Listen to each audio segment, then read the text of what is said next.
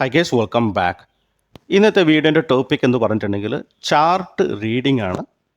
ഒരു ട്രേഡറിനെ സംബന്ധിച്ചിട്ട് ഏറ്റവും ഇമ്പോർട്ടൻ്റ് ആയിട്ടുള്ള ഫസ്റ്റ് നമ്മൾ നേടിയെടുക്കേണ്ട ഒരു നോളജാണ് ചാർട്ട് റീഡിംഗ് സ്കിൽ എന്ന് പറഞ്ഞിട്ടുണ്ടെങ്കിൽ. കാരണം നമുക്ക് ചാർട്ട് റീഡ് ചെയ്യാൻ കറക്റ്റായിട്ട് മനസ്സിലാക്കാൻ വേണ്ടി പറ്റുവാണെങ്കിൽ നമുക്ക് ട്രേഡിങ് കുറച്ചുകൂടി ഈസി ആയിരിക്കും. അല്ലെങ്കിൽ എന്താണ് അവിടെ നടക്കുന്നത്, മാർക്കറ്റിൻ്റെ നെക്സ്റ്റ് മൂവ്മെൻറ്റും കാര്യങ്ങളൊക്കെ ഏകദേശം പ്രെഡിക്റ്റ് നമുക്ക് ചെയ്യാൻ വേണ്ടി പറ്റും. ചാർട്ട് റീഡിങ് നല്ല രീതിയിൽ നമ്മൾ ആ ഒരു സ്കിൽ ഏൺ ചെയ്യുവാണെങ്കിൽ. ഓക്കെ, അപ്പോൾ ഈ ഒരു വീഡിയോയിൽ ഡിസ്കസ് ചെയ്യുന്നത് ഇത് പാർട്ട് 1 വീഡിയോ ആണ്. ഇതിൽ നമ്മൾ ഡിസ്കസ് ചെയ്യുന്നത് ചാർട്ട് റീഡിങ്ങിൻ്റെ ഫസ്റ്റ് സ്റ്റേജ് ആണ്. ഫോർ എക്സാമ്പിൾ നിങ്ങളൊരു ഫോറസ്റ്റിലാണെന്ന് ഇമാജിൻ ചെയ്യുക. നിങ്ങളിപ്പോൾ ഉള്ളത് ഒരു വലിയൊരു ഫോറസ്റ്റിൻ്റെ ഉള്ളിലാണുള്ളത്, റൈറ്റ്? ഒരു വലിയൊരു ഫോറസ്റ്റിൻ്റെ ഉള്ളിലാണ് നിങ്ങളുള്ളത്. അപ്പോൾ നിങ്ങളുടെ കയ്യിൽ മാപ്പ് ഉണ്ട്, അതായത് ഈ ഫോറസ്റ്റിൽ നിന്ന് വെളിയിലോട്ട് കിടക്കാനുള്ള ഒരു മാപ്പ് നിങ്ങളുടെ കയ്യിലുണ്ട്. പക്ഷേ അത് നിങ്ങൾ മാപ്പ് നോക്കിയിട്ട് നിങ്ങൾക്ക് ഒന്നും വ്യക്തമായിട്ട് മനസ്സിലാകുന്നില്ല. ഒരുപാട് വഴികൾ മാപ്പിൽ കാണിക്കുന്നുണ്ട്, ബട്ട് മാപ്പ് നോക്കിയിട്ട് ഒന്നും ഒരു ക്ലാരിറ്റി അവിടെ കിട്ടുന്നില്ല. ഓക്കെ, സോ നിങ്ങളുടെ കയ്യിൽ ആകെയുള്ളത് നിങ്ങളുടെ മാപ്പ് മാത്രമാണ്. അപ്പോൾ തൊട്ടടുത്ത് ശ്രദ്ധിച്ച സമയത്ത് വലിയൊരു മരം, ഒരു വലിയൊരു ട്രീ അവിടെ ഉണ്ട്, വലിയ ഹൈറ്റിലുള്ളൊരു ട്രീ അവിടെയുണ്ട്. അപ്പോൾ തോന്നി ഓക്കെ, ആ ഒരു മരത്തിൻ്റെ മുകളിൽ കയറി നോക്കുവാണെങ്കിൽ ഏകദേശം ഒരു ഐഡിയ കിട്ടുന്നുള്ളത്. അങ്ങനെ ട്രീൻ്റെ ഏറ്റവും ടോപ്പിൽ ചെന്നു. ആൻഡ് അവിടെ നിന്ന് നിങ്ങൾ നോക്കിയ സമയത്ത് നിങ്ങൾക്ക് ഏകദേശം ഒരു ധാരണ കിട്ടി, ഓക്കെ ഇന്ന റൂട്ടിലൂടെ പോവുകയാണെങ്കിൽ നമുക്ക് അവിടെ എത്താം, അല്ലെങ്കിൽ ഇന്ന റൂട്ടിലൂടെ പോവുകയാണെങ്കിൽ ഓക്കെ എക്സിറ്റ് ചെയ്യാം എന്നുള്ളൊരു ക്ലാരിറ്റി നമുക്ക് അവിടെ കിട്ടി. കാരണം ആ ഒരു താഴെ നോക്കുന്നതിനെക്കാട്ടി കുറച്ചുകൂടി ക്ലിയർലി അതിൻ്റെ മുകളിൽ നോക്കിയ സമയത്ത് എക്സാക്റ്റ് റൂട്ടും കാര്യങ്ങളൊക്കെ മനസ്സിലായി. അതുപോലെ തന്നെയാണ് നമ്മൾ ട്രേഡിങ്ങിലോട്ട് വരുന്ന സമയത്ത് എപ്പോഴും ഫസ്റ്റ് നിങ്ങൾ ചെയ്യേണ്ടത്, അല്ലെങ്കിൽ എൻ്റെ അഭിപ്രായത്തിൽ ഫസ്റ്റ് സ്റ്റേജ് എന്ന് പറഞ്ഞിട്ടുണ്ടെങ്കിൽ ഹയർ ടൈം ഫ്രെയിം അനാലിസിസ് ആണ്. ഫസ്റ്റ് സ്റ്റേജ് എന്ന് പറഞ്ഞിട്ടുണ്ടെങ്കിൽ higher time frame analysis HTA നമുക്ക് എടുക്കാം. ഓക്കെ, ഇതാണ് നിങ്ങൾ ഫസ്റ്റായിട്ട് നിങ്ങൾ മനസ്സിലാക്കേണ്ട കാര്യം എന്നുള്ളത്.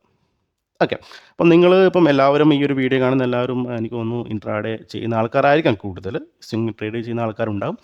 അപ്പോൾ കൂടുതലും ഇൻട്രാഡേയിൽ വരുന്ന സമയത്ത് കൂടുതലും യൂസ് ചെയ്യുന്ന ടൈം ഫ്രെയിം പല ആൾക്കാരും 3 മിനിറ്റ് യൂസ് ചെയ്യാറുണ്ട്, 5 മിനിറ്റ് യൂസ് ചെയ്യാറുണ്ട്, 50 മിനിറ്റ്സ് യൂസ് ചെയ്യാറുണ്ട്, ചിലപ്പോൾ 3 മിനിറ്റ് കുറഞ്ഞതായിട്ടുള്ള 1 മിനിറ്റും യൂസ് ചെയ്യാം.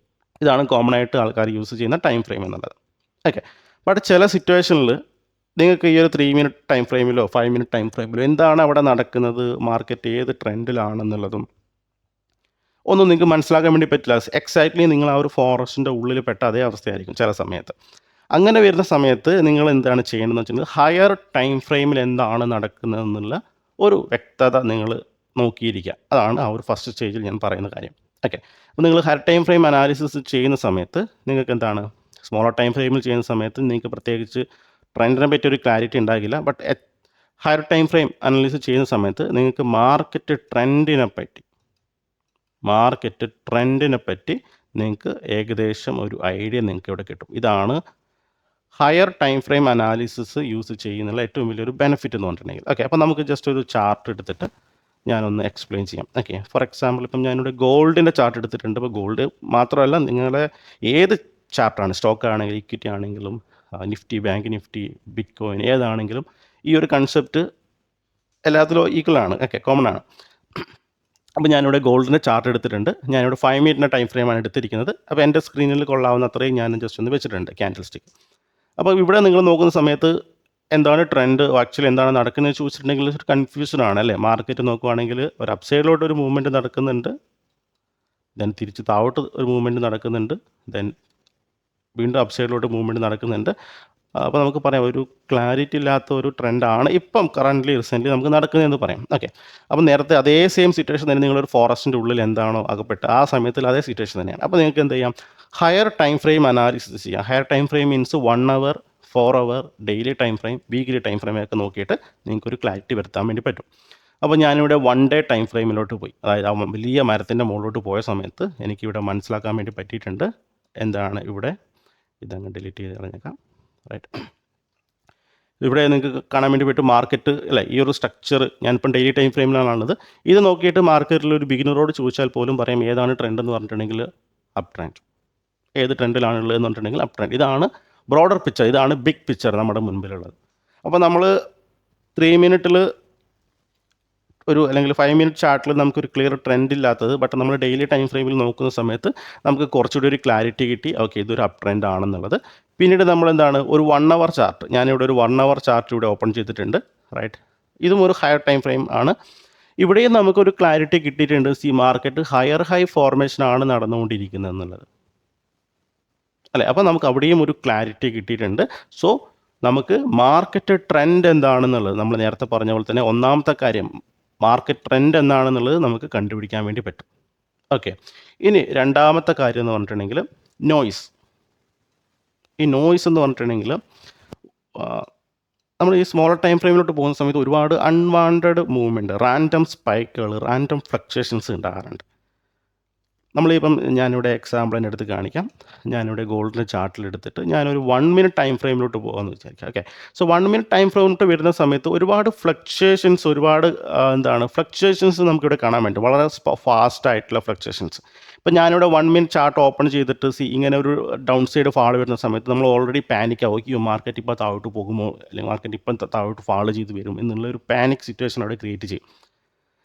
ഓക്കെ, അപ്പോൾ അതുപോലുള്ള റാൻഡം നോയ്സ് നമുക്ക് എന്താണ് അവോയ്ഡ് ചെയ്യാൻ വേണ്ടി പറ്റും. എപ്പോഴാണ് നമ്മളൊരു ഹയർ ടൈം ഫ്രെയിം അനാലിസിസ് നമ്മൾ ചെയ്യുന്ന സമയത്ത്. ഓക്കെ, അത് ഒരു ഇമ്പോർട്ടൻ്റ് ആയിട്ടുള്ളൊരു കാര്യമാണ്. നോയ്സ് നമുക്ക് അവോയ്ഡ് ചെയ്യാൻ വേണ്ടി പറ്റും. Right, sorry, noise just 1 second. Okay, നിങ്ങൾക്ക് നോയ്സ് ഇവിടെ അവോയ്ഡ് ചെയ്യാൻ വേണ്ടി പറ്റും. ഓക്കെ, പിന്നെയുള്ള എന്നെ ഏറ്റവും ഹെൽപ്പ് ചെയ്യുന്ന ഒരു കാര്യമാണ് മൂന്നാമത്തെ ഒരു കാര്യം എന്ന് പറഞ്ഞിട്ടുണ്ടെങ്കിൽ സൈക്കോളജിക്കൽ അല്ലെങ്കിൽ ഇമോഷണൽ സ്റ്റെബിലിറ്റി. ഓക്കെ, അപ്പോൾ ഞാൻ കുറച്ച് മുമ്പ് പറഞ്ഞ കാര്യം തന്നെയാണ്. നമ്മൾ ഈ ഒരു സ്മോൾ ടൈം ഫ്രെയിമിൽ വരുന്ന സമയത്ത് ഒരുപാട് ഫ്ലക്ച്വേഷൻസ്, റാൻഡം ഫ്ലക്ച്വേഷൻസ്. ഇപ്പോൾ ബാങ്ക് നിഫ്റ്റിയുടെ കാര്യം പറയുന്ന സമയത്ത് നമുക്ക് ഓപ്ഷൻസ് ട്രേഡ് ചെയ്യുന്ന ആൾക്കാരാണ് കൂടുതൽ.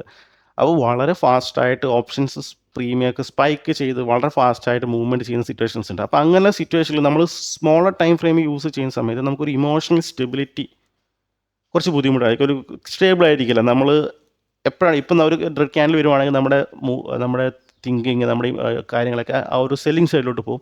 പെട്ടെന്ന് ഒരു ഗ്രീൻ ക്യാൻഡിൽ വരുന്ന സമയത്ത് നമ്മുടെ തിങ്കിങ് ഒക്കെ ബൈയിങ് സൈഡിലോട്ട് പോകും. അപ്പോൾ നമ്മുടെ മാർക്കറ്റിൻ്റെ ഫ്ലക്ച്വേഷൻ അനുസരിച്ചിട്ട് നമ്മുടെ ഇമോഷണൽ അല്ലെങ്കിൽ നമ്മുടെ സൈക്കോളജി അതിനനുസരിച്ചിട്ട് അങ്ങോട്ട് ഫ്ലക്ച്വേഷൻ ചെയ്തുകൊണ്ടേയിരിക്കും. അപ്പോൾ നമ്മളൊരു ഹയർ ടൈം ഫ്രെയിമിൽ എടുത്തിട്ട് ഓവറോൾ ട്രെൻഡ് എന്താണ് എന്ന് മനസ്സിലാക്കുകയാണെങ്കിൽ കുറച്ചുകൂടി ക്ലാരിറ്റി അല്ലെങ്കിൽ സ്റ്റേബിൾ ആയിട്ടിരിക്കും. ഓക്കെ, ഇപ്പം ഞാനിപ്പം നിഫ്റ്റിയുടെ കാര്യം തന്നെ എടുക്കാം. അപ്പം ഞാനിവിടെ നിഫ്റ്റിയുടെ ചാർട്ട് ഓപ്പൺ ചെയ്തിട്ടുണ്ട്. ഓക്കെ, ഇതൊരു 1 മിനിറ്റ് ചാർട്ടാണ്. 1 മിനിറ്റ് ചാർട്ട് നോക്കുന്ന സമയത്ത് നമുക്ക് ഒരുപാട് ഫ്ലക്ച്വേഷൻസും കാര്യങ്ങളൊക്കെ കാണുന്നുണ്ട്. ഇപ്പം സ്ട്രോങ് സെല്ലിങ് കാണാം, സ്ട്രോങ് ബൈയിങ് കാണാം, അല്ലെ. കഴിഞ്ഞ ദിവസങ്ങളിലൊക്കെ സ്ട്രോങ് ബൈയിങ് വന്നിട്ടുണ്ട്. ബട്ട് നമ്മൾ കുറച്ചുകൂടി ഒരു ബിഗർ ടൈം ഫ്രെയിമിൽ ഞാൻ 5 മിനിറ്റ് നോക്കുന്ന സമയത്തും still up and down side movement ആണ് വന്നിരിക്കുന്നത്. ഇപ്പം ഞാനൊരു 1 അവർ ചാർട്ട് നോക്കുന്ന സമയത്ത് മാർക്കറ്റിൽ നിങ്ങൾക്കിവിടെ മനസ്സിലാക്കാൻ വേണ്ടി പറ്റും, അല്ലേ. മാർക്കറ്റ് ഒരു ക്ലീൻ ഡൗൺ ട്രെൻഡ് ആണ് വന്നിരിക്കുന്നത്, അല്ലേ. മാർക്കറ്റ് ഒരു ക്ലീൻ നെഗറ്റീവ് ഷെയ്ഡാണ് മാർക്കറ്റിൽ വന്നിരിക്കുന്നത്.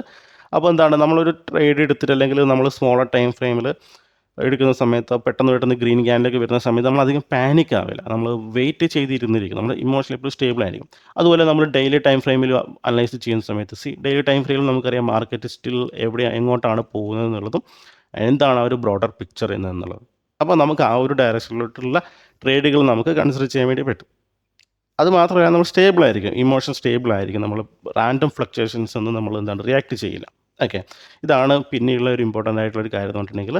പിന്നെ നമ്മൾ പറയാനുള്ള ഒരു നാലാമത്തെ ഒരു കാര്യം എന്ന് പറഞ്ഞിട്ടുണ്ടെങ്കിൽ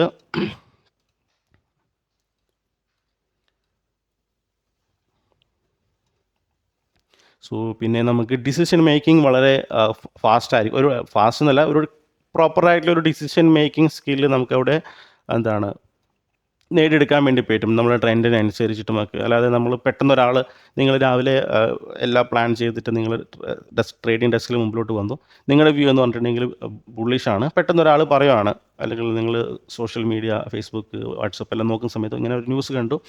ഓക്കെ, ഒരാൾ പറയുകയാണ്, ഒരു ബിഗ് എക്സ്പെർട്ട് പറയുകയാണ്, ഓക്കെ ഇന്ന് മാർക്കറ്റ് മുകളിലോട്ട് പോകുന്നുള്ളത്. അപ്പോൾ നിങ്ങളുടെ ഡിസിഷൻ മാറ്റി അവർ പറയുന്നത് കേൾക്കും.